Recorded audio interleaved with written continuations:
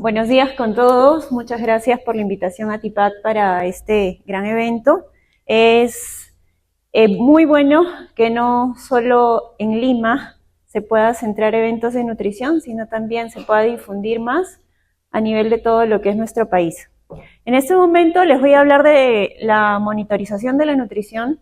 Si bien es cierto, todo paciente que llega al hospital no llega con un plan nutricional adecuado. De repente los cuidados de la familia en un paciente adulto mayor no ha sido el mejor.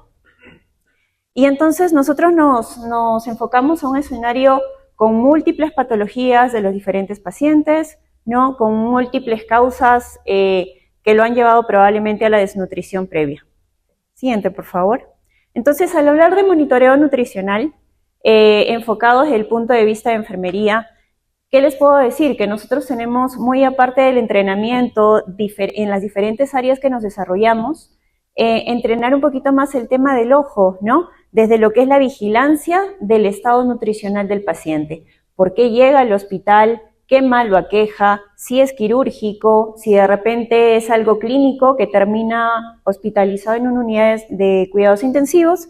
Entonces, poder basarnos en la observación que vamos a tener y apoyado de los parámetros bioquímicos y antropométricos que van a ser en compañía del monitoreo que vamos a hacer, junto con la evaluación también de nuestros amigos los licenciados de nutrición, ¿no? Todo ello para poder nosotros establecer estrategias y darle un cuidado nutricional que corresponda. Siguiente. Como nosotros vamos a ver aquí en este cuadrito, el paciente que ingresa al hospital, ingresa uno con temor, con síntomas previos, y enfrentados a múltiples tratamientos. Entonces, ¿qué se aconseja? ¿No? La valoración nutricional adecuada, que puede estar desde la puerta de ingreso al hospital. De repente los equipos no todos están tan entrenados o no se ha difundido tanto.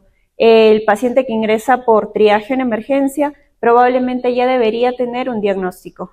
Entonces, con ese diagnóstico, nosotros en el área que nos corresponde estar, desde donde sea hospitalización o de repente una unidad quirúrgica, una unidad de cuidados intensivos, hacer el monitoreo respectivo y ver cómo va ese paciente, si desde su inicio, que probablemente estaba en NPO, cuando pasó a una unidad de hospitalización, va a poder ingerir alimentos o no, porque de repente tiene un procedimiento, o si de repente hasta el estado anímico influye, de que tal vez por ello se desanimó y no quiere comer. Les digo una realidad que es de repente más familiar. En todos los hospitales hay gatos, aunque suene raro. ¿Y por qué les digo esto? Porque de repente pasa de que en mi hospital cierto día dando una vuelta, el suplemento nutricional del paciente que le daban a media mañana, yo lo encuentro al gato degustando ese suplemento en su vasito. Entonces, ¿qué quiere decir? Que si está en la unidad de hospitalización 1, de repente el auxiliar de nutrición solo le dejó el vaso, no había quien lo acompañara, de repente un familiar que pueda valorar si es que lo tomó o no lo tomó, u otro que el personal de enfermería, que es parte también del acompañamiento, no vigiló de por qué no lo tomó. Y eso va a reflejarse más adelante, 1, en la mejora nutricional del paciente, 2, en su balance hídrico, porque de repente lo contó, pero es un líquido que nunca lo ingirió, es un suplemento que nunca lo tomó. Entonces esto nos lleva a crear conciencia de que el gato mejoró su estado nutricional, pero el paciente no. Bien, siguiente por favor. En este proceso vamos a hacer la evaluación clínica, ¿no? Como parte del equipo, las mediciones con nuestros amigos de nutrición, los parámetros bioquímicos que tenemos que conocerlos para poder hacerle el seguimiento, porque a veces en múltiples pacientes que hay, no siempre uno puede estar atenta, ¿no? Pero de repente si yo conozco un poco más al paciente, puedo saber con cuánto de albúmina ingresó, si de repente en el camino se le suplementó, cuánto mejoró y todo ello. El registro del consumo, las tomas, si de repente tuvo vómitos, diarrea, ¿no? Y esto tiene que estar plasmado y la observación del paciente. Siguiente. En este proceso es importante desde el punto de vista de enfermería valorar los signos vitales, ¿no? es muy distinto un paciente de hospitalización que de repente puede estar más estable a un paciente en una unidad crítica que tiene un compromiso hemodinámico más marcado, que está en ventilación mecánica, que sus requerimientos probablemente van a ser otros, ¿no? Y la tolerancia que éste pueda tener a la nutrición y poder escoger o sugerir el medio más adecuado para que éste pueda recibir como aporte los nutrientes, ¿no? Siempre puede haber en el camino ciertas complicaciones como la diarrea, una intolerancia, que va a ser el signo más evidente de la distensión abdominal, o un residuo gástrico elevado que va a depender de la condición del paciente porque claramente no todos son iguales. Siguiente.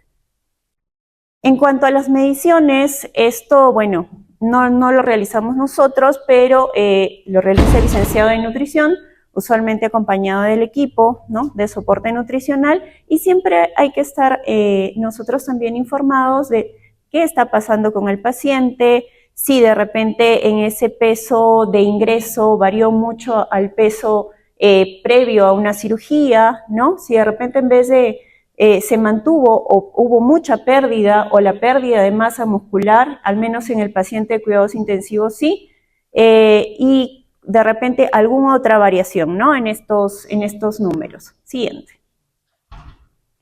Y parámetros bioquímicos también, porque es importante saber qué está pasando con el paciente. De repente, en algunos casos, la albúmina, en el caso de nosotros, por ejemplo, es muy importante como predictor de desnutrición. Entonces, saber con qué nivel de albúmina llega el paciente y en el transcurso de su hospitalización, cómo es que podemos hacer para mejorarla. De repente, desde un punto de vista, dándole algunos aportes más, vía oral, vía enteral, ¿no? O si está ya en una unidad crítica, suplementarlo de otra forma, ¿no? Siguiente. En este proceso tenemos que ver que el paciente, cuál es la vía más adecuada en el que él pueda recibir estos nutrientes. Si es por vía oral, si es por vía enteral, qué dispositivo va a ser el más adecuado para él, y si es por vía parenteral también ver el registro y cuántos días va recibiendo ese tipo de soporte, ¿no? Si es vía oral, perfecto, porque es lo más compatible, lo más normal que todos recibamos nutrición vía oral. Pero si no es así, ya lleva un número de días hospitalizado y le es imposible recibir esa tolerancia o ese ingreso de nutriente por vía oral, optar por sugerir otro dispositivo, ¿no? De repente hay pacientes que los tienen en NPO prolongado o de repente van a someterse a algún tipo de procedimientos, pero ellos necesitan seguirse nutriendo. Entonces, poder de repente recomendar optar por un otro dispositivo y si no le es posible ni la oral ni la enteral, sugerir en el área donde se encuentre que puedan hacerle una interconsulta a la unidad de soporte para que tal vez le pueda dar como apoyo el soporte parenteral. Siguiente. Siempre hay que ver las respuestas del paciente, ¿ya? Incluyendo no solo los registros de los consumos y de los egresos de las pérdidas, sino también es importante de repente el estado emocional, que eso influye en el porcentaje de consumo que éste va a tener, ¿no? El bienestar que éste pueda sentir y el acompañamiento también que éste refleja, porque hay pacientes de repente con discapacidades o con limitaciones que si no es con la familia, no ingieren los alimentos. Entonces, probablemente con las restricciones de los horarios de visitas que a veces se dan en los hospitales, es muy difícil que para el número de personal haya alguien que le pueda hacer acompañar o dar el nutriente, ¿no? O lo hacen de forma rápida, que también pasa muchas veces. Siguiente. Cuando nosotros vamos a ver a un paciente, tenemos que ver todas estas indicaciones, ¿no?, que se van a ir evaluando con el equipo de soporte nutricional. Entonces, ver si de repente cuál de este tipo de enfoque o cuál va a ser más recomendable para el paciente. Si puede hacerlo por vía oral, si puede hacerlo por vía enteral, o de lo contrario, si el tracto enteral no es abordable, hacerlo vía parenteral, pero siempre teniendo las consideraciones de un límite de tiempo, ¿no? ¿Hasta cuándo? Y si de repente la nutrición enteral también va a durar en un tiempo mucho más largo, optar por otros tipos de accesos o de repente si el paciente tiene riesgo de aspiración, también optar por otros dispositivos. Siguiente. Ahora, en este caso, las enfermeras tienen que estar alertas, sí. Aunque parezca gracioso, sí. Porque usualmente tratamos de estar como un pulpo tratando de abordar varios puntos y varias cosas. Hasta incluso que no les parezca extraño que estemos cargoseando, doctor, la receta, porque si no, no nos llegan los insumos. Entonces, ahora está muy complicada la situación que tenemos que ver también ello. O hasta incluso los equipos que funcionan y que no funcionan. Bien, entonces, ¿tenemos que estar atentas? Sí. Siguiente. Porque los pacientes, como ven, desde el punto donde nos toca estar, tienen una realidad distinta y necesidades diferentes. Entonces, puede ser un paciente que esté en una unidad de cuidados intensivos, que de repente necesite una asistencia total, un paciente en una unidad de recuperación, que tengo que ver los gastos de sus drenajes, los gastos de la herida operatoria, que va a tener un consumo diferente, ¿no? O un adulto mayor con más deficiencias y necesidades distintas. Desde el tema de que le faltan las piezas dentales, es un factor por el cual no consuma el total de la dieta que se le pueda llevar. O un niño, un paciente oncológico que tenga que hacer 1000 malabares de distracción para que también pueda él consumir todo lo que se le pueda brindar. Siguiente. Entonces, nosotros con esto vamos a ver por dónde le vamos a dar el nutriente, vía oral, vía enteral o vía parenteral. Siguiente. Tenemos que evaluar la ingesta, cuánto es el porcentaje programado en el paciente, ¿no? Cuánto es la meta que han estimado con él y poder registrar correctamente todo lo que éste ha consumido en nutrientes y en alimentos y la tolerancia que éste va a tener. Si le inicio la dieta a un paciente, de repente ver si nunca le preguntaron de repente si era intolerante a la lactosa y le dieron su yogurt, ¿no? Entonces lo ingiere, se le distiende el abdomen o le genera diarrea y le genera mayor disconfort y no va a poder realizar las otras tomas. U otros tipos de complicaciones, como de repente pacientes oncológicos con lesiones en la cavidad oral que les es difícil ingerir, pérdida de apetito o de repente incluso reflujos. Siguiente. En este caso del monitoreo, nosotros tenemos que ver, uno, que sea la indicación adecuada, ¿no? Para poder cumplirla, evaluar la tolerancia que éste tenga, tiene que ser la evaluación desde el punto que inicia y tiene que ser en forma continua, para poder ver si este paciente lo puede ingerir por vía enteral, que es la vía correcta, ¿no? Siempre si le han colocado un dispositivo pospilórico, ¿no? Que tenga la confirmación de la radiografía, y en el caso que sea una sonda nasogástrica, que es lo más común en el abordaje, ver que esté posicionada adecuadamente, para que de repente al momento de haberla colocado no solo se haya quedado enrollada y de repente le genere al paciente mayor riesgo de aspiración, ¿no? Y que todo lo que ingrese de igual forma tenga que salir con un balance adecuado. El líquido administrado, recuerden que no solo es suficiente dar las fórmulas enterales que están prescritas, el paciente también necesita agua adicional porque la deshidratación también las condiciona al estreñimiento. Entonces de repente hay pacientes que no vemos muchos días sus hojitas y llevan 5, 6 días que no realizan la evacuación. Y también ese es un punto por el cual a veces no quieren comer, sienten disconfort y les genera un problema, ¿no? Y sobre todo ver en este camino si el paciente se distiende, tiene diarrea, tiene vómitos, o si el residuo gástrico de repente yo le inicié la dieta en un inicio en una dosis trófica, ¿no? 20, 25 cc, y si puedo irle progresando adecuadamente en base a su tolerancia, o si de lo contrario esto me genera residuos gástricos altos, ¿no? Por ejemplo, tenemos un paciente que está en una sala de cuidados intensivos y está con una dosis de inicio de 20 cc hora.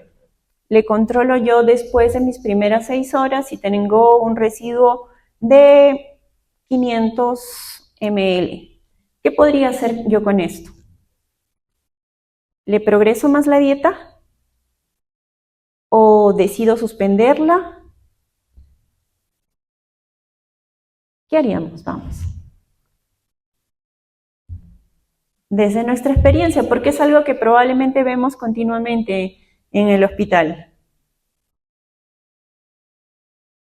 Entonces, nosotros con estos pacientes, normalmente si tenemos un residuo en un tiempo de 6 a 8 horas, más de 500, de repente le suspendemos un par de horas y los apoyamos con procinéticos, ¿no? Con la metoclopramida para ver. Y otro punto muy importante es ver el estado hemodinámico del paciente.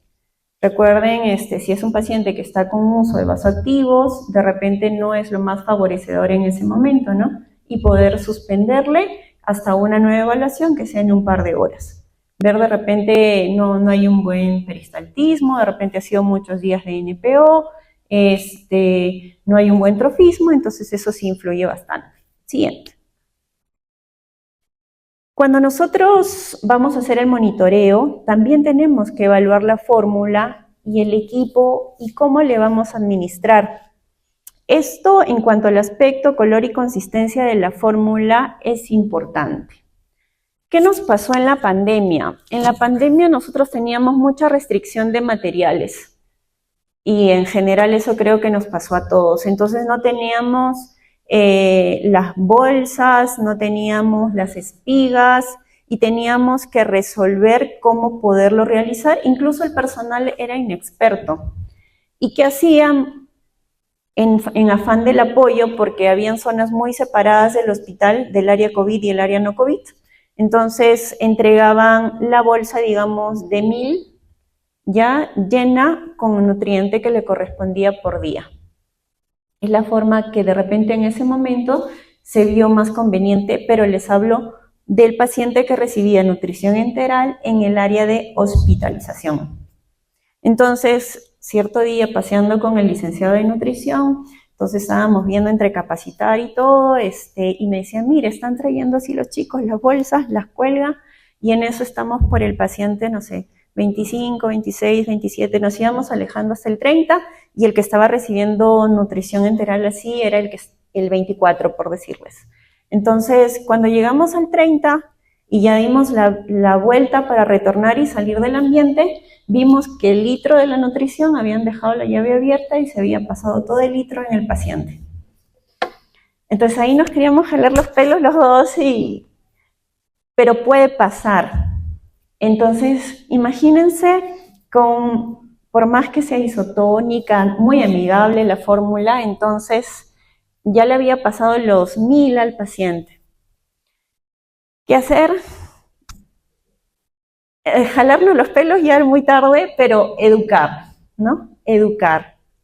Entonces, porque incluso en ese tiempo, por falta de personal, el que llegaba mecánicamente era el auxiliar de nutrición, colgaba la bolsa, conectaba al paciente, no había una valoración previa si de repente estaba distendido, no había una valoración previa si de repente tenía residuo gástrico, entonces simplemente era llegar, conectar y abrir la llave. Por desconocimiento, por falta de información, y es importante. Otra cosa también que nos pasó es que las unidades eran improvisadas, no todas tenían aire acondicionado para como que se preste para una unidad crítica de repente, y era verano. Entonces, las altas temperaturas y las fórmulas colgadas, aquellas que estaban con una bomba de nutrición adecuada, pasaba que a veces esas altas temperaturas por mucho tiempo colgadas cambiaba la consistencia y las características del nutriente, que los pacientes empezaron a presentar episodios de diarrea. Entonces teníamos que también ver eso, porque es algo que puede pasar, ¿no? Y la permeabilidad de la sonda, poder evaluarla, porque de repente si está con una nutrición continua no lo hacemos, ¿no? O solo pasamos los bolos con la medicación que tiene por la llavecita en y no hacemos una valoración adecuada de la permeabilidad de la sonda. Ahora, las sondas de siliconas, que son las más recomendables para el uso de paciente, pero lastimosamente por el costo no son siempre las sondas de primera elección que le colocamos, ¿no? Le colocamos las otras sonditas que son de PVC, que clásicamente son unas sondas que son utilizadas para drenaje, para evacuación, Y estas sondas, con el pasar de los días, las características del jugo gástrico cambian sus características, se endurecen, incluso se oscurecen, han podido ver cuando le retiran una sonda, entonces eso tampoco es favorecedor para el paciente. Son cosas que nos pueden pasar en el camino. Siguiente. Y las complicaciones, ¿no? En este caso, por ejemplo, pasa que a veces en los pacientitos que tienen la sonda orotraqueal, que de repente están con un tubo colocado, ¿no? O están mucho más despiertos, ya no están sedados, y a veces pasa que se desplaza la sonda. Se desplaza y empieza a salir el contenido, puede ser por la boca, o puede ser, si tiene una traqueostomía, por el ostoma, ¿no? Y eso lo hemos visto en algunas oportunidades, por lo cual tenemos que verificar siempre la correcta ubicación de la sonda. Y la hiperglicemia, que es una complicación también, que se da por de repente, o el paciente no tiene un buen control, ¿no? Si es diabético de antecedentes, se le ha suspendido el tratamiento habitual que llevaba, se le tiene que reajustar con lo que son las escalas de insulina, la escala en que se tiene ya preestablecida, ¿no? Y de repente también puede ser por un episodio de deshidratación o por un tema de infección que no está bien manejado, ¿no? Y en el caso de la deshidratación, como les digo, en el balance hídrico tenemos que ser bien conscientes de cuánto está ingresando y cuánto está saliendo de líquidos en el paciente, porque a veces también se le sobrecarga y el paciente está en anasarca cada vez más con mayor complicaciones, y eso también incluso los dificulta. Acuérdense que el paciente que está hospitalizado de repente no va a tener buena tolerancia porque también la actividad física decae. O en el caso de UCI, son pacientes que generan mucha polineuropatía por otros episodios o por fármacos adicionales que reciben. Entonces, eso favorece a que también no haya buena tolerancia de la nutrición enteral. Siguiente. En este caso, nosotros, nuestra hoja gráfica, nuestra sábana de monitoreo es la que nos va a acompañar todo el día y en la que vamos a plasmar todos nuestros cuidados, ¿sí? Las medidas de prevenir las complicaciones como el vómito y la diarrea es valorando bien el ingreso y las salidas de esto, valorar el abdomen, si está distendido o no, y el residuo gástrico, que tampoco se tiene que valorar a cada rato, sino puede ser al inicio y a la salida del turno. Ya, cuidar los dispositivos y la posición del paciente para evitar las broncoaspiraciones, que sean de 45 grados en promedio. Y administrarlos sobre todo, y administrarlos con una bomba de nutrición en aquel que tenga que ser incluso continua para que esté mejor llevada, ¿no? ¿Qué es una recomendación que se les da? Que se puede iniciar la nutrición lo más precoz posible. Eso le va a beneficiar bastante al paciente en su recuperación, en aminorar la estancia y en alcanzar el objetivo energético y proteico que se puede haber establecido con él durante su hospitalización, ¿no? Y la colaboración multidisciplinaria es muy importante porque si el trabajo no es en equipo, en una sola persona no puede quedar, ¿sí? Si bien es cierto, el médico va a hacer la indicación, el nutricionista va a hacer el apoyo con las mediciones, el control también, y el químico que también nos va a apoyar en la formulación o en poder también sugerir qué es lo más recomendable para el paciente desde su experiencia. Entonces, con todo el equipo, definitivamente con eso nos aseguramos el éxito del trabajo en el paciente. Siguiente. Y para lo que corresponde a la nutrición parenteral, si de repente ya no pude abordar vía oral o vía enteral, o necesito darle un soporte específico al paciente, optaré por la nutrición parenteral y en este caso también tengo que ver los valores de laboratorio, el balance hídrico que va a tener, ¿no? Si la función hepática y renal es favorecedora de esto, si esto se puede alterar, también me puede dar indicio a lo que son signos clínicos de intolerancia y probablemente un síndrome de realimentación que se puede causar en el paciente que podría generar complicaciones. Siguiente. En el caso de la nutrición parenteral, nosotros ¿qué vemos, no? ¿Qué es lo que en la formulación, qué es lo que va a estar dado, que esté bien etiquetado si es que de repente tengo yo una unidad que va a hacer su propia preparación y mezcla, que sea lo que corresponde según la indicación de la unidad de soporte y que sea lo que esté en el etiquetado. El balance hídrico del ingreso y la excreción de líquidos, que sea la adecuada. Los electrolitos, si no de lo contrario, poder sugerirle al médico que para poder retarle estos electrolitos adicionales al paciente para que pueda encontrarse estable. ¿Qué tengo que monitorizar yo con mayor énfasis? Es en el caso del potasio, el magnesio, el fósforo, ya que puede alterarse. Y la glicemia, que tiene que estar controlada. También la hiperglicemia es un signo de intolerancia, ¿no? Y poder apoyarme de repente si es que le tienen que colocar insulina a la fórmula, si es que es preparada allí, o de repente si es que maneja o hace eventos de hiperglicemia o hipoglucemia que también pueden presentarse.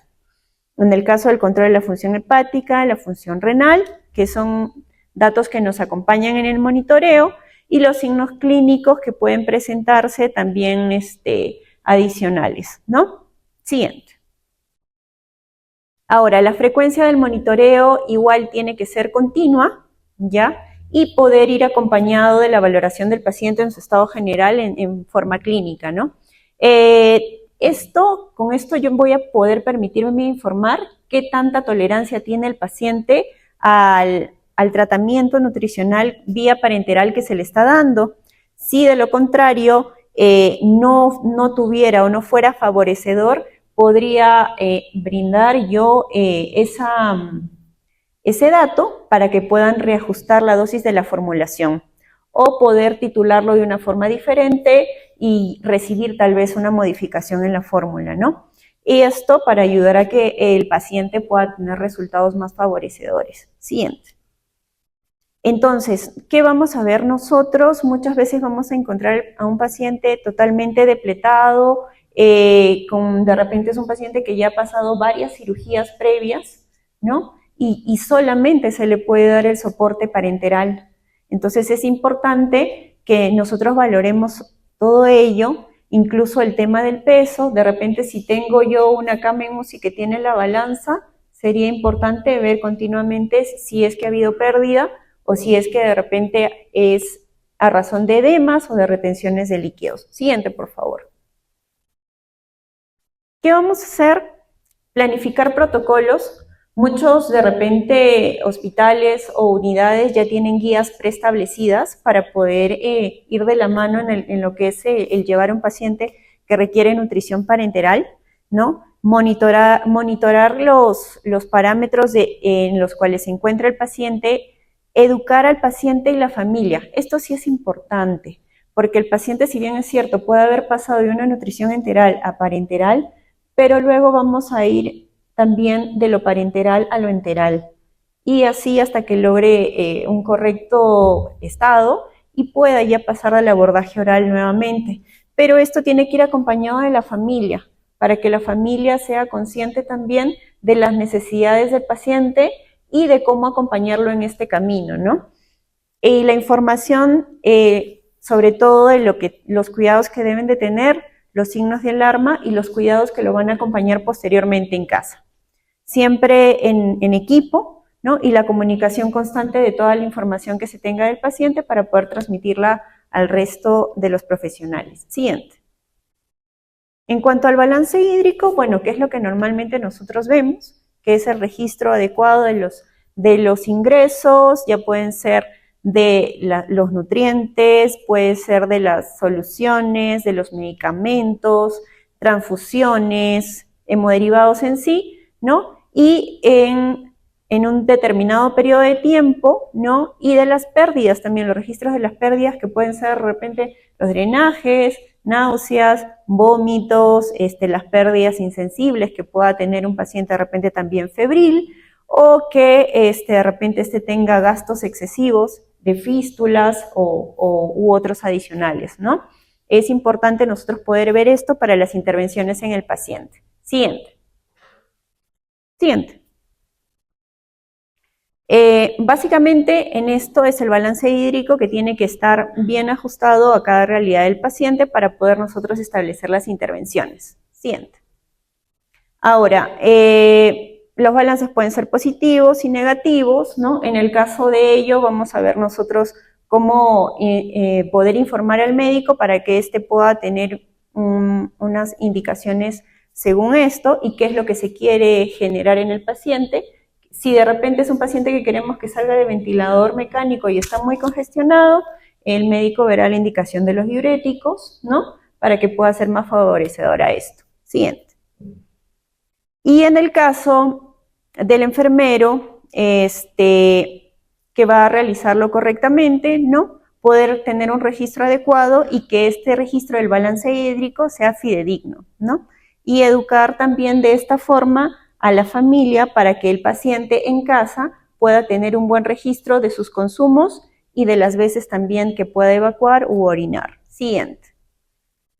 Por ejemplo, tenemos este caso, ya es un caso de UCI, de cuidados intensivos. Tenemos un paciente, ¿no? Con iniciales GIB, es un señor de 61 años que nos dice que tiene de ocupación soldador.